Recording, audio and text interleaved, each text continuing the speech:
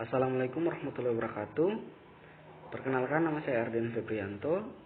Saya mahasiswa Unsultra, Fakultas Keguruan dan Ilmu Pendidikan, jurusan Pendidikan Guru dan Sekolah Dasar.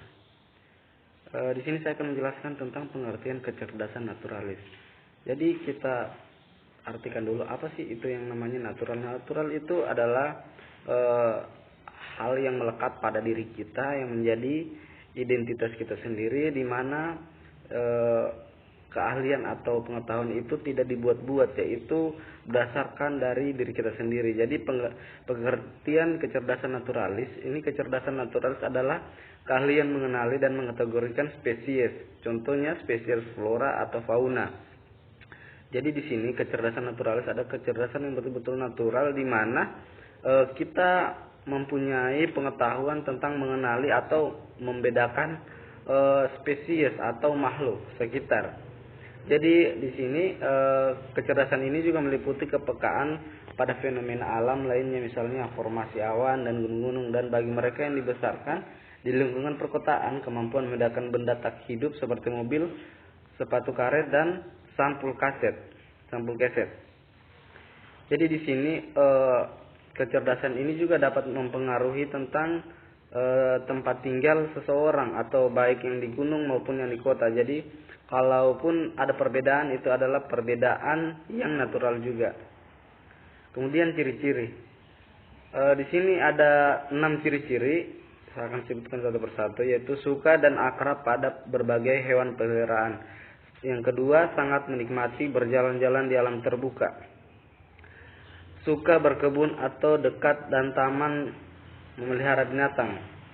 Saya akan jelaskan satu persatu. Suka dan akrab pada berbagai hewan peliharaan. Jadi ciri-ciri yang naturalis adalah mereka yang suka terhadap hewan peliharaan, baik itu kucing, baik itu anjing, ataupun hewan-hewan lainnya. Yang kedua, sangat menikmati berjalan-jalan di alam terbuka. Jadi notabene kebanyakan orang yang memiliki kecerdasan naturalis adalah orang yang suka traveling atau berjalan-jalan, menikmati alam yang terbuka. Kemudian suka berkebun atau dekat dengan taman dan memelihara binatang. Yang ini adalah orang yang suka tentang berkebun atau dengan memelihara binatang, di mana mereka suka dengan hewan-hewan. Kemudian menghabiskan waktu di dekat akuarium atau sistem kehidupan alam. Jadi saya bisa simpulkan dari keenam ini adalah mereka yang betul-betul cinta terhadap alam bebas, serta menikmati dan mencintai makhluk-makhluk hidup lainnya.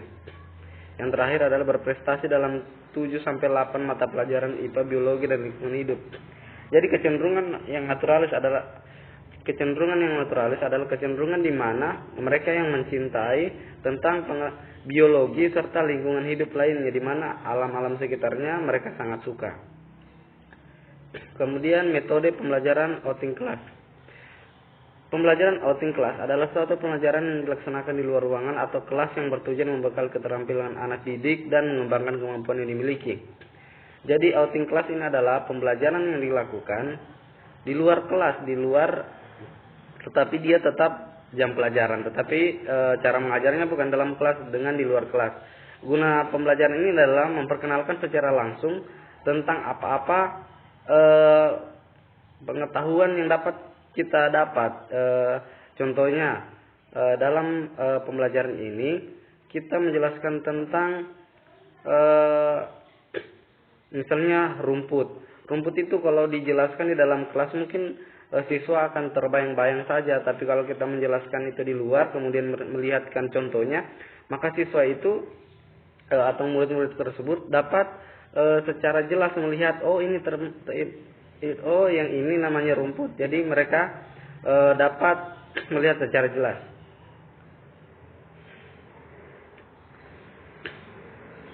Metode pembelajaran outing class ini pertama, contoh-contohnya, kemudian ini yang pertama, mengajak anak untuk melakukan kegiatan di luar, misalnya merawat tanaman, halaman sekolah, mengamati benda-benda. Yang kedua, mengajak anak jalan-jalan dan memberi tugas pada anak untuk mengamati apa yang dilihatnya. Kemudian mengadakan outbound di alam terbuka, mengajak anak ke kebun binatang melalui kunjungan lapangan, karya wisata, atau kehidupan. Jadi keempat contoh ini adalah keempat contoh yang dilakukan pada saat melakukan pembelajaran di luar kelas, di mana mereka dapat melakukan kegiatan-kegiatan yang memberikan pengaruh terhadap wawasan mereka. Belajar melalui proses mengalami sendiri dan berinteraksi intens sambil bermain dengan teman-teman yang dilakukan di alam terbuka. Hal ini tentu menjadi pengalaman yang penuh makna dan sulit untuk dilupakan. Seperti yang saya katakan tadi, kalau kita mengajar di luar kelas, maka kecenderungan murid-murid itu akan lebih bebas berpikir, di mana mereka dapat